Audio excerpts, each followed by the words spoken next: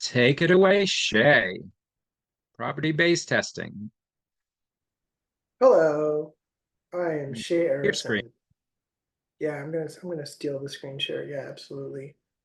And this lightning talk is based off of a larger talk that I gave some time ago, and I'm gonna tell you the wonders of property-based testing. So first, I'm gonna like identify the problem. In fact, I even have like this extremely I think I have like an extremely minimal outline here. um, which is it's basically like why would you want to do this, and what good is it? So I, I'm one of those strange programmers who really likes testing. I like to trust my software. I like to be able to ship it out into production and say, yeah, it's totally gonna work. And I used to write a bunch of tests, and that got really frustrating in several different reasons. You write a bunch of tests, and then the software changes, and then you have to change all your tests. And it's hard to come up with tests that are really general and that I don't have to change all the time. Like it's hard to keep them not coupled tightly to my software and stuff like that. And so, but at some point I discovered this thing called property-based testing. And it is super nifty. It is, I will show you like a quick demo here, and it looks like this.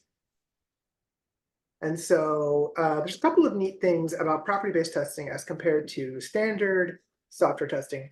If you have written tests in Python before, you probably had to like write one test for each kind of thing that you checked on.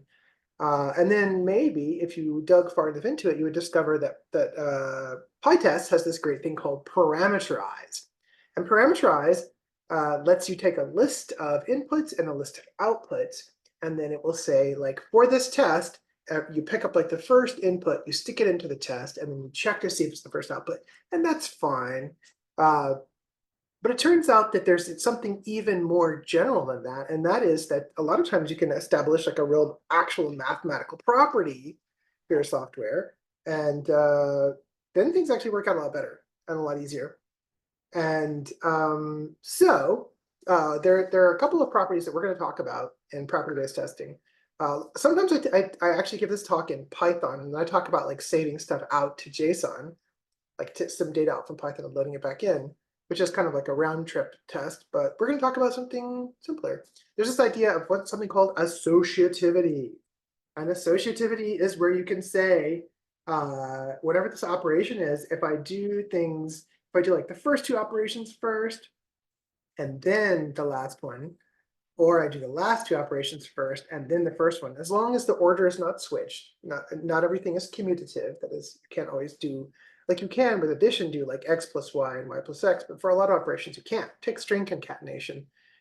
If you have associativity in string concatenation, if you're adding the string a, like Shae gives a talk, these are my three strings, we can stick gives a talk together, or we can, Shae gives together, as long as the order is the same, no commutativity. And so, cool, associativity. Now, if we have some experienced programmers in the audience, which I'm sure we do, then does everybody think that this is going to work out? For all numbers that you can make in a computer, does associativity of multiplication actually work out? Any votes, any guesses, any thoughts? No? Yes? Maybe? I will say that since this is a testing talk, and because I'm asking this question, it's totally a loaded question, right?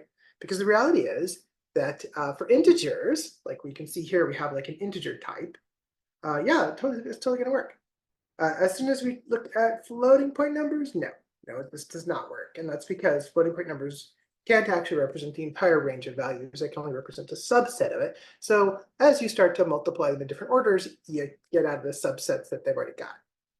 And that's cool.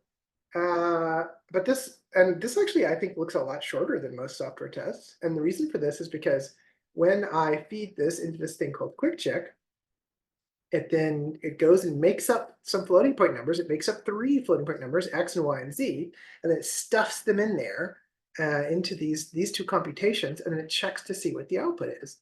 And you know what? Let's try it. So if I make my text a lot larger so we can actually see it, we're going to run this quick check thing. And so a couple of neat things happen. First of all, it actually reports what the X and the Y and the Z values were. It did run 5 tests, so that means that some of these succeeded. But it also talks about this neat thing called shrinking. And so, all right, so now I'm going to kind of like back up for a second and give you the table of contents. The pieces you absolutely have to make a property-based testing system is a way to generate random inputs. Got to be able to generate these floats. And then you have to have some way to actually like just run the test with those inputs, which, that part's pretty easy. But it turns out that if you like your users, if you honestly want people to pay attention to the outputs of your thing, you also want to be able to shrink things. Sometimes when you're putting in completely random inputs, the failing output is going to be like 30 pages of text. No one's going to read that. So the good thing to do is to kind of cut your input in half, check to see if that still fails, and then keep like, basically you kind of zero in, you focus in on the actual smallest value that fails the case. Super useful idea. And what happens here in this text, the input is actually shrunk a bunch of times, and that's how we get to this. We have another cute thing in here, and that is reflexivity. The property of being reflexive is a thing equal to itself. Once again, I'm going to ask the question, are all numbers, all numeric values in a computer, are they always equal to themselves? I've given this talk a lot of times. And usually like the people with more experience sit in the back, and the ones who are like young and new to programming are sitting in the front, and ask people to raise their hands like, how many people think this is going to work out? Are all values going to be equal to each other? And for the first one, associativity, about half of them usually like raise their hands. But honestly, most experienced people also think, yeah, numbers in a computer are always equal to themselves. Turns out it's not the case. And guess what? Once again, floating point numbers are not your friend. They're out to get you. And because there's this exciting thing that's called not a number. For example, if you divide 0 by 0, what is the result? What should be the result? Well, I don't actually know if there are any mathematical proofs of what the correct result should be, but in computer math, the answer it gives you is this thing called not a number, capital N, little a, capital N. And that just means kind of like you have left the number line. We cannot help you. You've gone outside reality. Good luck. And so, in fact, because you have a value that represents an error, this value that represents an error is not actually equal to an error. It just means like, no, we're done here. There's nothing I can do to help you. And so, once again, we also have this where I have this where it says, hey, as soon as you divide 0 by 0, the whole thing fails. So I'm going to talk a little about another. One of the things that you may not have thought about is that this actually gives every single value in float. It can come up with every single value in integer, that kind of stuff, which is super useful sometimes. I was once working at a startup, and somebody was like, hey, do you think that our like website handles Unicode? We had this website, we're doing like fraud checking and all that, and all of our customers were using it. And we decided to try putting Unicode in, and it crashed the whole servers, and like we had to like restart everything. This was quite a shock. We just never thought about it. And that's one of the things I like about being able to cover the entire range of inputs is a lot of stuff you don't think about. But like, think of kind of like the effort amplification I get out of this. Instead of having to write a whole bunch of tests, I write this one property, I generate random inputs of that type, and I get hopefully to find out if there's edge cases. Sometimes you still want a subchunk. You don't actually want the whole range, you want like a subpiece. And so we've got this other thing also in my favorite language. And in this case, you can get a lot more specific. So what I'm saying here is I'm saying I want to have an integer, give me an integer, and I want it to be between the minimum and the maximum size of integer, that's a pretty big range. And it does the same thing. For floats, I decide, you know what, I only want to check from -100 to +100, and I'm going to use for B, it's going to be -10,000 positive. Okay, that's fine. So let's run this one. And when we run this one, well, there's a couple of nice things. One of the things I like about this Hedgehog one is it has really nice output. It's got these beautiful colors. It tells you exactly what the difference was. It tells you the values that it generated for it. But I will also point out that it says that the other test, the reflexivity test, it actually passed. And it turns out that if you constrain your inputs too much, in this case, because it does a linear check from -100 to 100, it never actually hits zero. And that means that it never actually finds that bug. So limiting your range, while beneficial in many cases, is often not going to work out. I have actually one other interesting piece of kind of, I guess, sociological input on this, and that is that I've worked with a bunch of companies where they use property-based testing, and I was always excited, like maybe we'll find new bugs every time, like people push up new code, maybe we'll find new bugs. Well, it turns out that what people don't want to find is old bugs. When you're actually like you've got a job and you're like, hey, I said I would have this done by the end of the week. Um, you don't actually want to find someone else's bug they put in 6 months ago. And while property-based testing is good for that, a lot of people started using, they would set the random number generator seed to be the same every time through all of the runs, and which I thought was kind of a waste. And one time when I was giving this talk, I kept asking people like, "Do you ever thought of an idea? Maybe there's a way to fix this." And somebody said, "What about having a known good seed that you know is going to generate all the same tests you've seen before, but every time you run, you actually try a new seed, and then if an old bug is found that the person who put that code up did not produce, then you can then fall back to the known good seed and see if it's actually like a surprise failure." Um, Anyway, you should totally check out property-based testing. It's available in almost all the programming languages I've ever tried. I think actually all the ones I've tried. There's a great one in Python called Hypothesis. There's several great ones in Haskell where it started. I've used it in TypeScript. I've used it in, gosh, I don't know, long list of languages. And I guess that's it for me. Does anybody have any questions?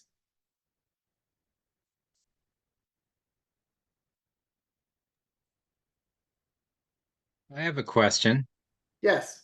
Mm, So I understand you have just picked something that has divide by zero in there as a test case because dividing by zero is not a number, but something over zero is going to be weird, and physicists and mathematicians know that it's going to be strange at zero over zero. So Um, I liked your example perhaps a little bit better of string concatenation and stuff, but it doesn't get into numerical issues as much because it's pretty well behaved. Is that correct?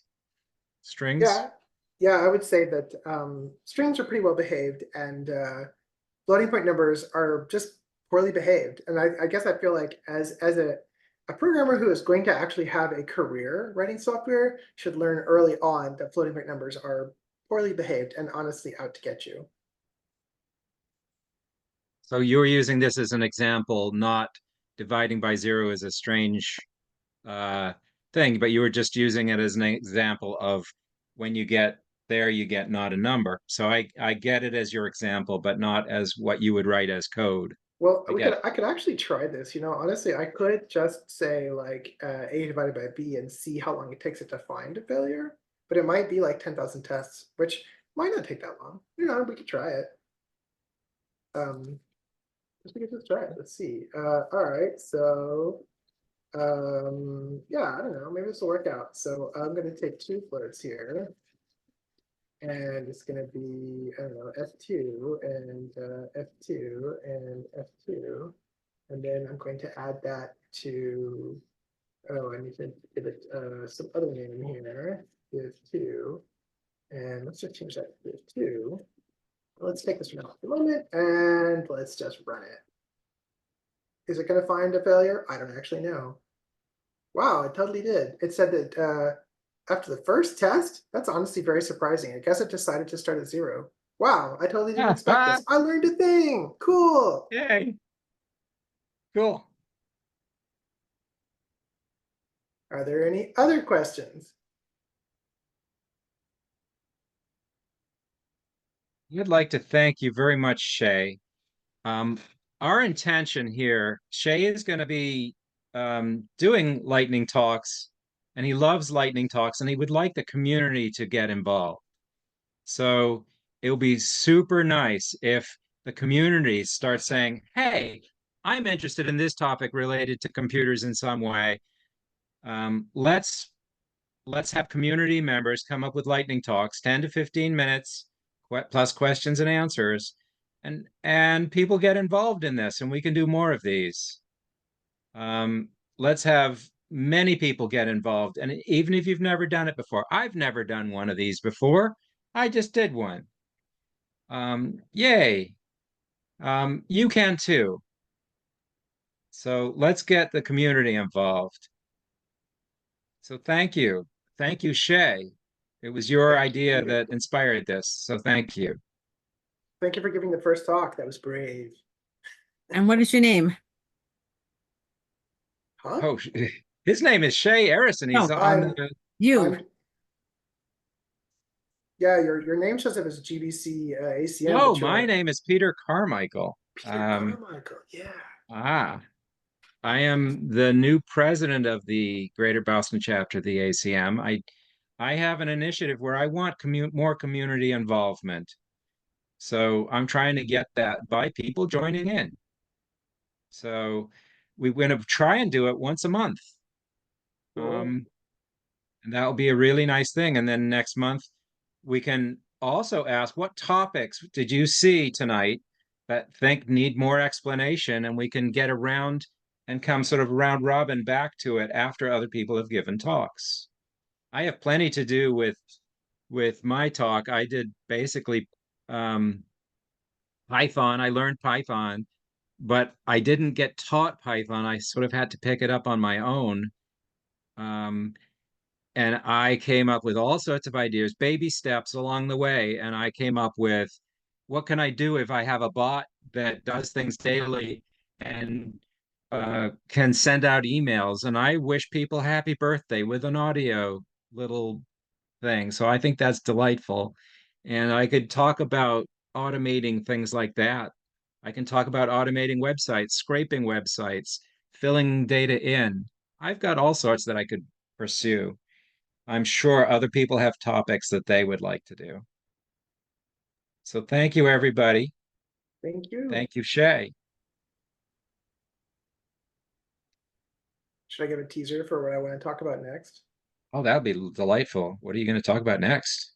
Honestly, I'm currently like I like to think about the fundamentals of like computers, and I think that so there's like a couple sort of like a different way of doing computation that's called graph reduction that can work on the CPUs we have, but honestly, the CPUs we have a very they have an interesting kind of problem. The latency between main memory and CPU hasn't really decreased proportionally in like 10 years, 15 years, and so I kind of want to talk about alternate means of how other CPU flavors could work and why they currently are not going to work out.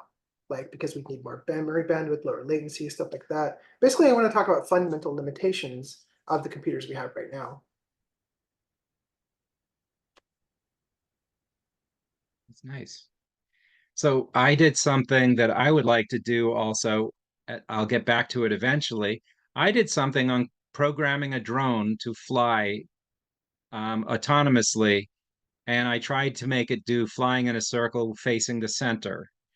And I had a very inexpensive drone that I tried to fly in polygons, regular polygons, and I was doing triangles and squares, and then keep on upping the things until it became a circle facing center. So I could give a talk about that.